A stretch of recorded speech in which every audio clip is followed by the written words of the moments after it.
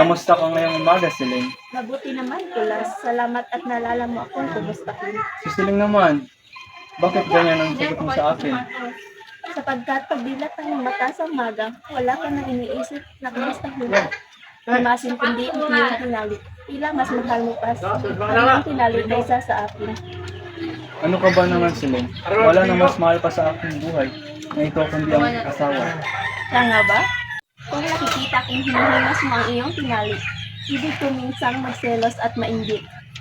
Ngunit, Siling, alam mo naman, di ba? Kaya ako inalagaan ng mga tinaling ito ay para sa atin din. Sila ang nagbibigay sa atin ng grasya. Grasya ba o disgrasya? Gaya ng karaniwang nangyayari? Huwag mo sana ungkatin ang nakaraan. Oo, ako nga'y natalo ng mga nakaraang araw. Sapagkat hindi pa ako noong bihasa sa pagpili at paghimas ng manok. Ngunit ngayon ay marami na akong natutunang mga bagong sistema. Ang pilak ay puti, sumakatuwid. Ang ibig sabihin ay pilak. Ngunit ako hinahabol ng pilak, Siling, ng kwarta. Ngunit ngayon, wala nang kwartang pilak. Meron pa, nakabaon lang. Kaya walang duda, Siling. Bigyan mo lamang ako ng 5 piso ngayon. At walang sala, magkakwarta tayo. Ngunit, Kulas, hindi ka pa ba nadadala sa panaginip mong iyan? Nung isang buwan na naginip ka ng ahas na numero 8, ang piti kasi noon ay nasyon sa 8 ng Pebrero at ang sabi mo'y kwarta na. Ngunit natalo ka ng 6 na piso. Oo nga. Ngunit ang batayan ko ngayon ay hindi lamang panaginip. Pinag-aralan ko mabuti ang kaliskis at tenga ng manok na ito. Ipinapangako ko sa iyo, Siling, na walang sala tayo ay mananalo. Natatandaan mo bang ganyan-ganyan din ang sabi mo sa akin ng isang linggo tungkol sa manok ng talisain? At anong nangyari? Nakain tayo ng pakang sa manok. Sinabi ko ng iyon ay disgrasya.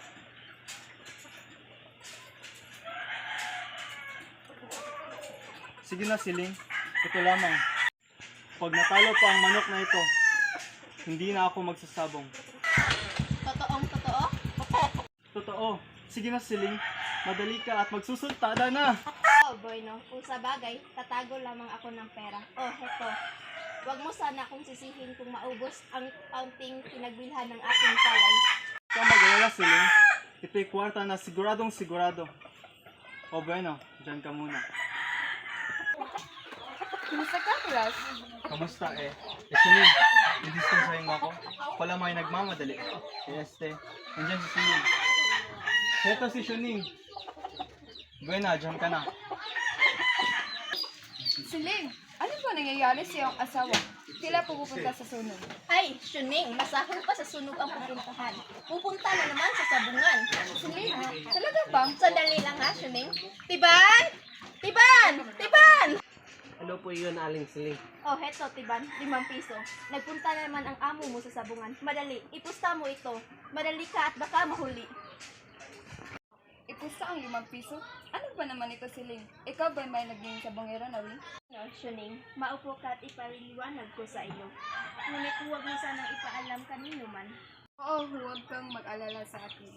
Alam mo, Shuning, ako'y pumupusta sa sabong upang huwag kaming matalo. Pumupusta ka lamang sa sabong upang huwag kayong matalo? Sige, pinaglaruan mo yata ako. Alam mo, marami na kaming kwartang nawawala sa sabong ni Kulas. Nag-aalala ako na baka darating ang araw na magdididin na lang kami ng asin. Sinubukan kong pigilin.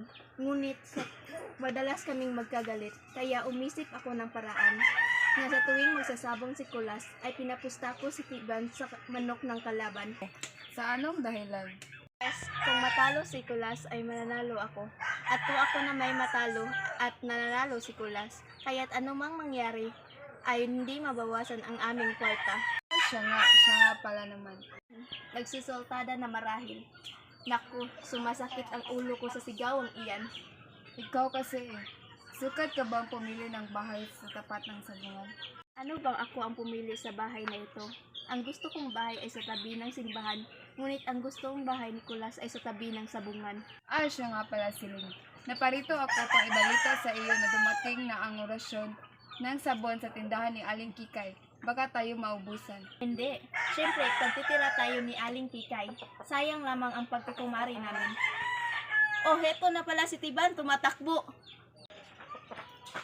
Nanalo tayo. Aling Siling, nanalo tayo. Mabuti naman, Tiban. O, pumunta ka na sa opisina, baka dumating na si Kulas. O gano'n siling, lumakad na tayo. Sige, tara. Ano ba naman, Kulas? Tila hindi ka inabutan ng kalabaw na puti. Huwag mo nga banggitin yan. Talagang ako'y malas, Siling. Iyon ay disgrasya lamang. Ang aking manok ay nananalo hanggang sa huling sandali. Talagang ako'y walang swerte, Siling. Talagang buwisit ang sabong! Sinusumpa ko ang sabong. Yan ang hirap sa sugal, Kulas. Wala kang ibang pinaghahawakan, kundi swerte. Oo, Siling! Pinapangako ko sa'yo na hindi na ako magsasabong kailanman. Naway magkatotoo na iyan, Kulas. Oh, bueno. Magpalamig ka muna ng iyong ulo. Pupuntahan muna kami kay Kumaring Kikay upang bumili ng sabon. Tara, let's!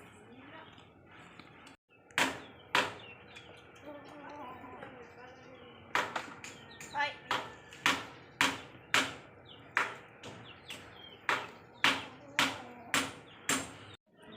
Uy, Kulas! Kumusta na? Teka, Store. Lagi na lamang ako natatalo. Bakit? Kalain mo kanina, natalo pa ako. Ayoko na talaga ng sabong. Bakit naman? Wala pa namang maraming natatalo sa iyo. Ano bang walang marami? May halos pong nalaang ang natira sa aming naipon. Kapagkat hindi ka magsasabong, tuluyang hindi maibabalik ang kwartang natalo sa iyo. Hindi ka, Store. Lalo lang akong mababaon. Tama si Siling. Ang sugal ay swerte laang.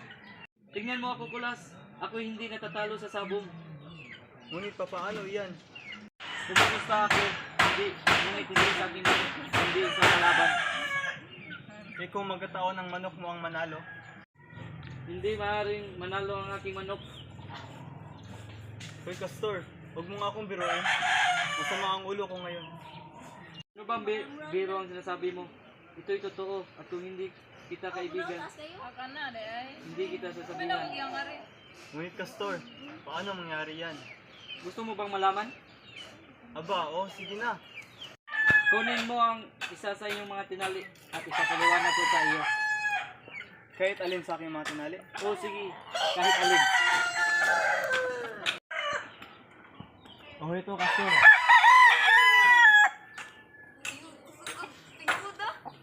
Ngayon, kumuha ka ng isang karayom. Karayom? Oo, karayom.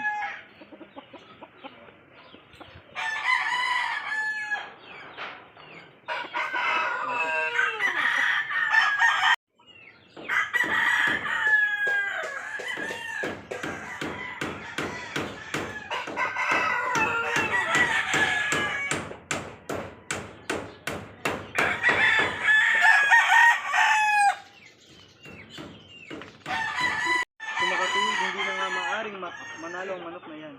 Siguradong matatalo. Natural. Ngayon, dapat ang mga gawin ay magpunta ng sabungan at ilaban.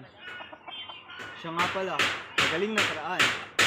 Ngunit, Castor, hindi ba iyay pandaraya? Oo, pandaraya. At akala mo ba sa mga talo mo ay hindi ka dinaya? Kung sa bagay, Nakita mo na, hindi ka mandaraya, Kulas. Gaganti ka lamang. siya nga, may katwiran ka. Ano pa ang hinihintay mo? Tayo na. Mr. Castor, hintayin muna natin si Siling, aking asawa. Bakit? Ano pa ang kailangan? Alam mo na, ang aking asawa ang may hawak sa supot sa bahay na ito. Naku, Kulas! Talunan pa sa sabungan, dehado pa sa bahay. Oo nga, Castor eh. Kung malapit na siguro dumating si Siling, ayaw ko makita kanya rito. Huwag ka sanang magagalit. Pero mas mabuti pang umalis ka na. Eh,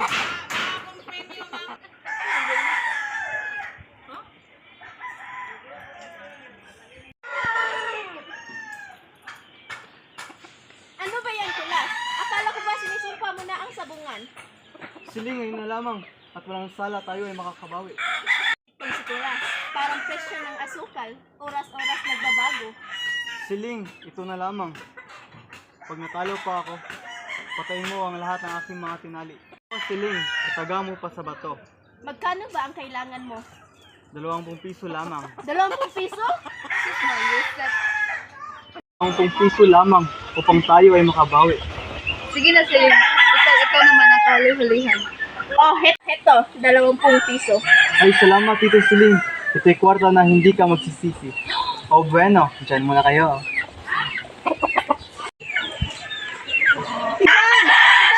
Iban, madali ka. Opo, Aling Siling. Heto ang pera. Nagpunta na naman ang amo mo sa sabungan. Madali ka, Tiban. Ipusa mo iyan sa manok ng kalaban. 20 piso ito. Suning, bakit inayunan mo pa sa tulas? Hindi bale, total hindi naman kayo matatalo. Kung sa bagay, ngunit hindi lamang ang kwarta ang aking ipinagdaranggan. Eh ano pa,